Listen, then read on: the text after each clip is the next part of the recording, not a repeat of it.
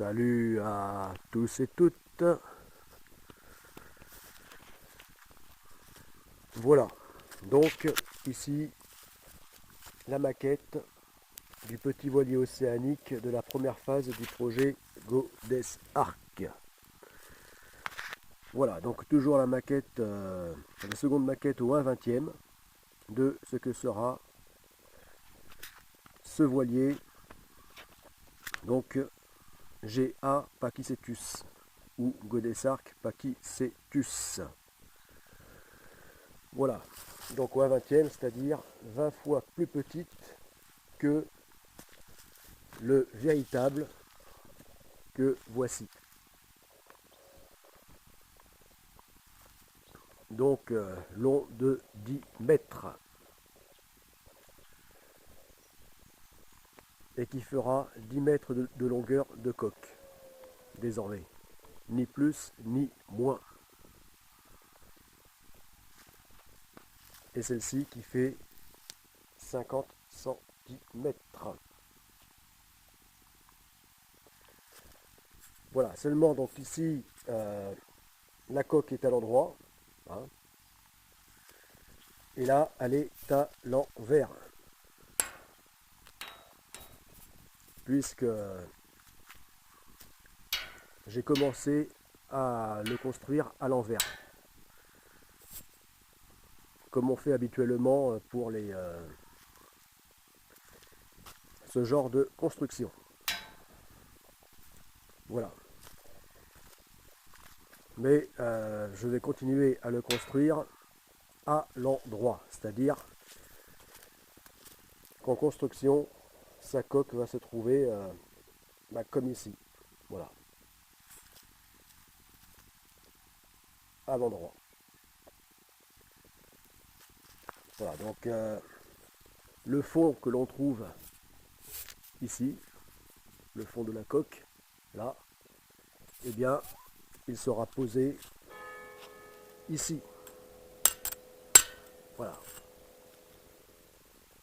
Voilà. Comme cette maquette se trouve positionnée.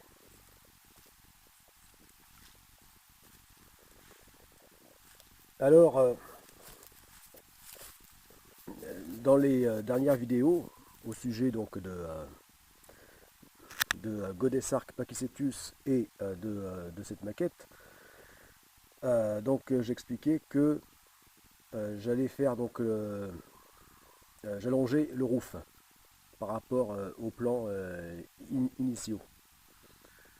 Voilà, donc je l'ai allongé donc à l'avant et aussi prolongé par les îloirs de cockpit que voici.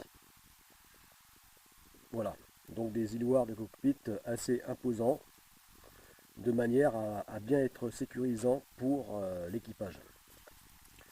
Voilà, donc pour en tout cas le skipper que je serai, puisqu'il s'agit donc d'une navigation en solitaire lors de la première phase du projet Godes Arc. Donc l'immense navigation, la STAGO, la satellite Trip Around Global Ocean. Voilà, donc bon, et bien en poursuivant donc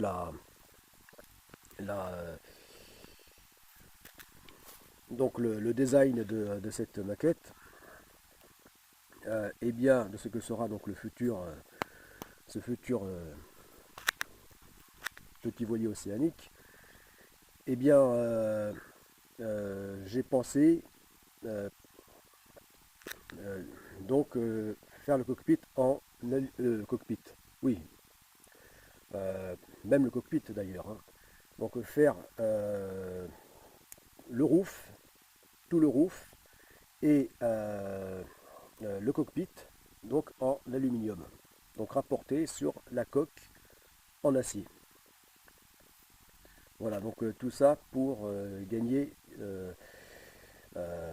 pour éviter d'accumuler trop de poids. Voilà. Chose qui était faisable, puisque ce modèle peut aussi bien se construire en aluminium qu'en acier. Voilà. Donc je pensais faire comme ça, ce qui aurait été fort intéressant, mais seulement je cherche à faire une construction la plus simple possible, et là ça me compliquait la tâche au niveau donc du raccord entre les deux métaux, de la jonction donc entre le roof et le pont. Voilà. Donc jonction difficile, donc qui finalement, vu la quantité de boulons qu'il aurait fallu pour assurer une bonne jonction, de manière à ce qu'il n'y ait pas de risque de défaut d'étanchéité, eh bien, aurait engendré quand même un certain poids, vu la quantité euh, de boulons qu'il aurait fallu. Hein, surtout avec l'hiloir et le roof allongé quasiment sur toute la longueur du voilier. Voilà. Donc là, comme la coque est à l'envers, donc là c'est le roof, hein, ici, que l'on voit là. Et donc là c'est le pont. Voilà, cette partie là, c'est celle-ci. Voilà, donc la jonction des deux métaux, de l'aluminium et de l'acier, se serait trouvée ici. Voilà. Et c'est à ce niveau-là que ça me complique beaucoup donc la construction. Mais surtout que je crains un défaut d'étanchéité. Voilà. D'ailleurs, il y aura forcément un défaut d'étanchéité. C'est-à-dire qu'évidemment, ça ne sera jamais aussi étanche qu'en soudant que par soudage. Hein. Donc, avec une jonction de boulons, en tout cas pour pas qu'il y ait euh,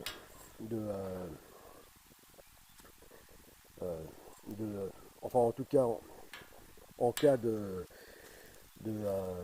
submersion constante dans le mauvais temps par grosse mer du pont, il y aurait forcément donc des petits soucis dans ce type d'assemblage d'étanchéité.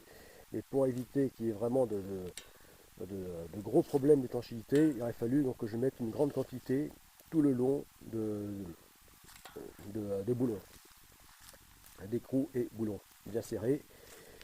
Et là, ben, finalement, ça présenterait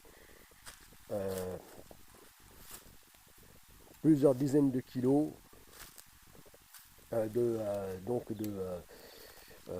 d'écrous. Voilà. Donc au final donc l'économie de poids, le fait d'éviter donc d'avoir des kilos supplémentaires euh, n'était pas aussi évidente. Voilà, donc c'est pour ça que je reviens euh, donc à l'idée précédente, qui était celle, donc comme je vous avais dit, comme je t'avais dit, de faire le pont intégralement en acier. Voilà. Tout comme la coque. Voilà. Et comme c'est indiqué sur les plans. Voilà. Les plans originaux où il est conseillé de faire soit le voilier entièrement en acier ou entièrement en aluminium. Voilà. Bon, sinon, il y avait aussi possibilité de faire un plan en acier inoxydable sur coque acier. Voilà. avec le... mais là je suis parti pour donc tout faire en acier. Voilà, donc comme précédemment, indiqué dans les vidéos précédentes, bon, eh bien il va être entièrement en acier et l'usage important de l'aluminium se trouvera exclusivement pour tout ce qui est équipement de pont. Voilà, donc pour l'accastillage, les espars, appareaux de pont, etc. Voilà, c'est-à-dire les mains courantes, les chandeliers, balcon avant, balcon arrière, le portique à l'arrière qui sera important, le portique, vu qu'il devra aussi servir donc de cage de musculation, hein, de power cage. Donc tout ceci sera en aluminium. Voilà.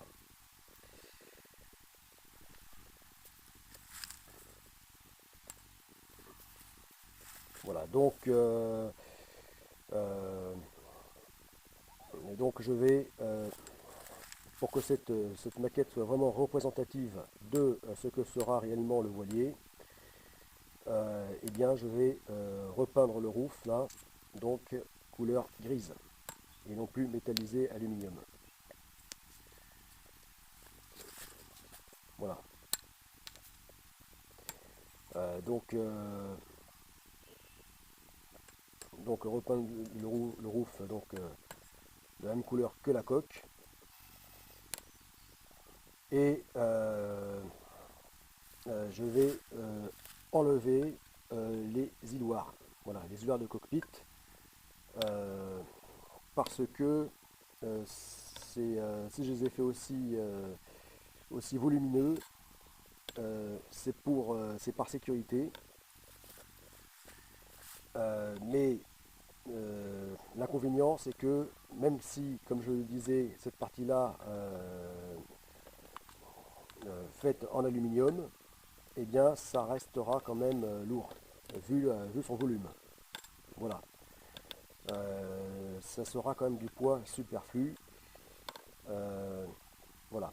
Et ça m'ennuie d'en rajouter, étant donné que, vu l'équipement qu'il y aura sur le pont, hein, sur le cockpit, donc notamment donc avec la power cage, le portique, eh bien, qui aura son poids, eh bien, c'est inutile d'en rajouter. Voilà. Le but là, c'est vraiment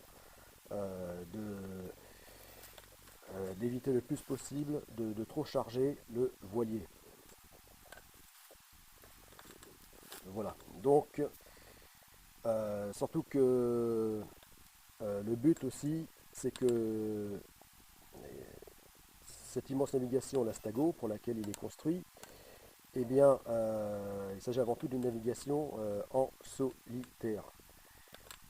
Et donc, il est très important dans l'habitacle du voilier, à l'intérieur, d'avoir une visibilité panoramique. Voilà, que le skipper puisse à tout moment voir ce qui se passe à l'extérieur. Voilà, et donc de réduire le plus possible les angles morts. Or là, avec ces iloirs de roof, non, pas de roof, hein, de cockpit, eh bien le champ de vision sera réduit. Voilà, c'est-à-dire que même si, comme il est prévu, je mets un hublot ici, hein, de chaque bord, là, eh bien ces iloirs donc, provoqueront donc un angle mort important. Voilà. Donc c'est surtout pour cette raison que finalement je ne vais pas les, les poser, ces iloirs. Voilà. D'ailleurs, dans la première première maquette, ou un 20e, eh bien je n'ai pas mis d'îloir.